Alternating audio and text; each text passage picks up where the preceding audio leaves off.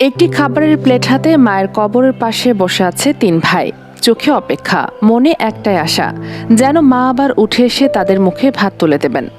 পটুয়াখালীর বাউফল উপজেলার চাঁদকাঠি গ্রামের এই হৃদয় বিদারক দৃশ্য এখন স্থানীয়দের চোখে জল এনে দিচ্ছে। কারণ ক্ষুধা লাগলেই এই তিন ভাই ছুটে যায় তাদের মৃত মায়ের সমাধির কাছে।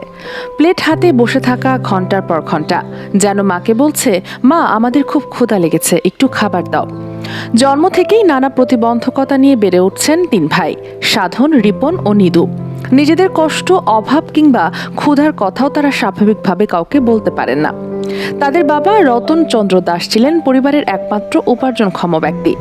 চরম দারিদ্র্যের মধ্যেও সন্তানদের মুখে খাবার তুলে দিতে কখনো পিছপা হননি তিনি। অনেক সময় নিজেরা না খেয়েও সন্তানদের খাওয়াতেন মা বাবা। কিন্তু গত বছর মারা যান বাবা। এরপর অসুস্থ শরীর নিয়েও তিনি সন্তানকে আগলে রেখেছিলেন মা সরস্বতী রানী।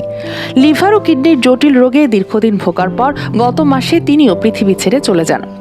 মায়ের মৃত্যুর সঙ্গে সঙ্গেই যেন নিভে যায় এই তিন ভাইয়ের জীবনের শেষ আশ্রয়ের আলো। এখন একটি জরাজীর্ণ টিনের ঘরে মানবেতর জীবন কাটছে তাদের। কেউ খাবার দিলে খেতে পারে না, না দিলে উপসেই কাটে দিন।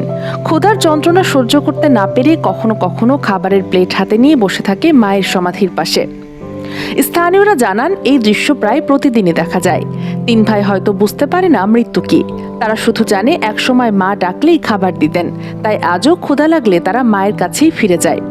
একটি প্লেট হাতে মায়ের কবরের পাশে বসে থাকা এই তিন ভাইয়ের ক্ষুধা, অসহায়ত্ব আর অপেক্ষার শেষ কোথায়। কারণ পৃথিবীর কোনো সাহায্যই হয়তো ফিরিয়ে দিতে পারবে না সেই মানুষটিকে, যিনি প্রতিদিন তাদের মুখে খাবার তুলে দিতেন। News desk, খবরওয়ালা।